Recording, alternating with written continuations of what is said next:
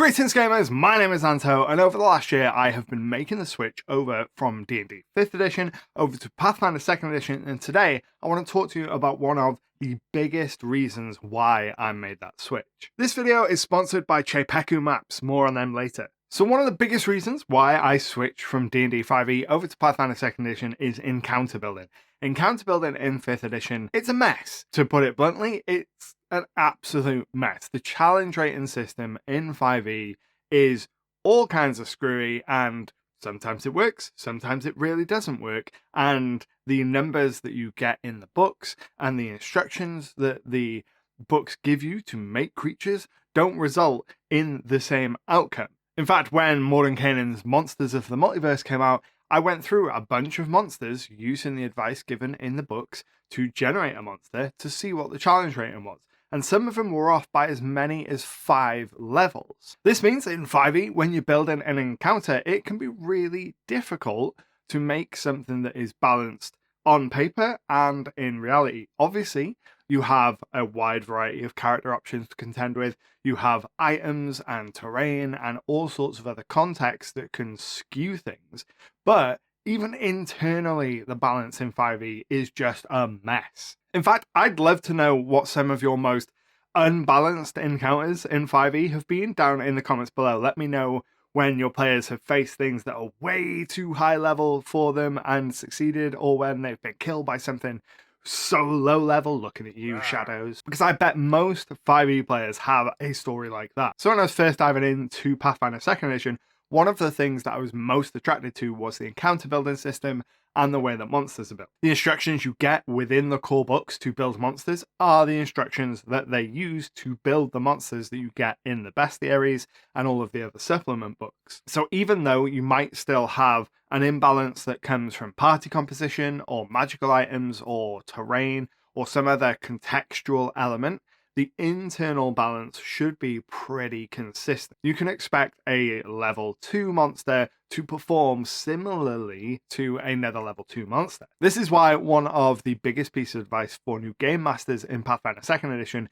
is actually use the encounter building table and the guidance that you get in the rules to build your encounters, at least to start with, because they work. And if you throw things against your party that are outside of what they are balanced for, there's a good chance your party's going to have a bad time. I fell victim to this in my first game of Pathfinder 2nd edition. My players were exploring this abandoned monastery type place, and there was a bunch of low-level lackeys there, and I wanted to throw like a leader amongst them. They were level 1 at the time, and I picked a level 3 creature to accompany some of the mooks, and that level 3 creature nearly killed them. It was a severe difficulty fight, which is exactly what the guidance in the book said it would be. Now, if that were 5e, I would have been way more loosey-goosey with that encounter design and much more willing to throw more enemies in or scale up enemies a little bit. And if I'd have done that, I'd have absolutely killed my players. I guess I mean my characters, not my players. I've never killed any of my players. But if I had tweaked up that encounter in Pathfinder 2nd edition, it would have been disastrous. It could have been a total party kill at level 1 in our very first session. So today I want to go through the encounter building system in PF2 and show you how to use it and how to build an encounter. Super simple, so let's just dive into it. I often find myself spending hours trying to find the perfect battle map for my next session, but thanks to today's sponsor Chepeku, I no longer need to struggle. Chepeku makes some of the most beautiful fantasy maps out there, and you've almost certainly seen some of them before. Many of the most climactic battles of my campaigns have been fought over Chepeku maps, so I am delighted to have them as a sponsor for the channel. Their Patreon is linked in the description below, and for as little as $5 a month, you can get access to over 4,000 high detail maps from their back catalogue. As a patron, you'll get access to a new pack of maps each month, and all the maps come in gridded and ungridded format, as well as with multiple different variants that change the lighting, time of day, weather, and more. You'll also get access to print-ready versions of the maps if you prefer to get them physically on the table for your players,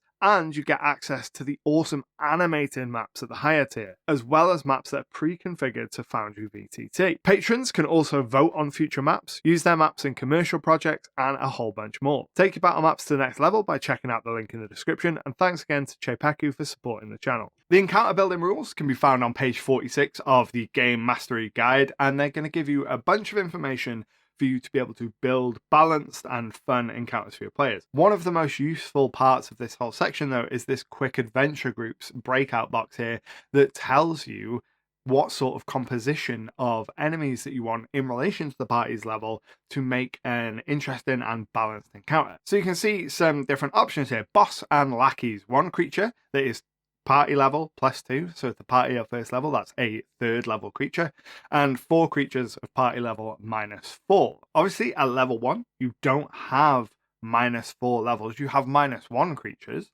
but so if you wanted to throw a boss and some lackeys at your players at level 1, that would probably be too difficult. At level 1, you might want something more like a troop. So that's 1 creature of the party's level and 2 creatures of the party's level -2. So at level 1, it's going to be 1 level 1 creature and 2 level -1 creatures. So these quick adventure groups, great for giving you a rough idea of the kinds of monsters that you want to put together. So elite enemies, 3 creatures of party level, you know that's going to be facing off against another adventuring party or something of a similar power level like that. And it can just be really useful to help you get into the space of thinking about what types of enemies that you want to present to the players. When it comes to how you actually build your encounters, everything is based on the relative party level. So if you have 4 players at level 3, then the relative party level is level 3. You're going to be picking monsters based on that party level, that level 3. So when it comes time to build your encounter, you want to open up your core rulebook to page 489, and you are looking for the XP budget tables. So we've got table 10.1, which is the encounter budget, and then table 10.2, which is creature XP and roll. This first table is going to tell you everything that you need to know about building the difficulty of your encounter. So you can see here it's broken up by threat range. So it goes from trivial, low, moderate, severe, and extreme. And then that runs up with different XP budgets. So most encounters you want to be around the moderate mark, and that's going to be 80 XP. So you have a budget of 80 XP to spend, and then what things cost is dependent on your party level. So in table 10.2 here, you can see this is based on creature level in relation to the party. So something of equal level to the party. So if your players are level 3, a level 3 creature is worth 40 XP. So you could have 2 of them for a moderate encounter. And it's pretty much that simple. You just determine the threat range, which will give you your XP budget. And then you use this table to determine what a monster's XP value is because of the relation of its power to the players. So you can see here in the example of my very first level game, I threw a level 3 creature and 2 level -2 creatures at my party. So that is a party level +2, so 80 XP, and then 2 of party level -2, because it's level 1, level 0, level -1. And that gave us a total XP of 120, which is a severe encounter, and the encounter was severe. Several of them went down to 1 HP, one of them went down and unconscious. It was a severe fight. And that's pretty much the basics of building an encounter in PF2. There's a bunch of extra rules for what to do if you have more or fewer players, and you can also find some encounter builders online that will make it even easier. I'll link to one of them in the description below. But overall, the process for building a balanced encounter is much easier in PF2 because the numbers are all pretty much internally consistent. Monsters are built using the rules that they present in the books, so there's not some secret formula that they hide behind the veil that you have to kind of figure out. When it says that an encounter will be moderate or severe, it really will be moderate or severe. You can be fairly sure, unless the players do something spectacular or spectacularly stupid, you can expect it to perform in the way that it says it's going to in the book. I really hope you found this video helpful. It gives you a little glimpse into how to be a Pathfinder 2 Game Master. If you want to check out more differences between PF2 and 5e, I've got a video right here talking all about how the clerics in both systems are different. But until next time, happy gaming.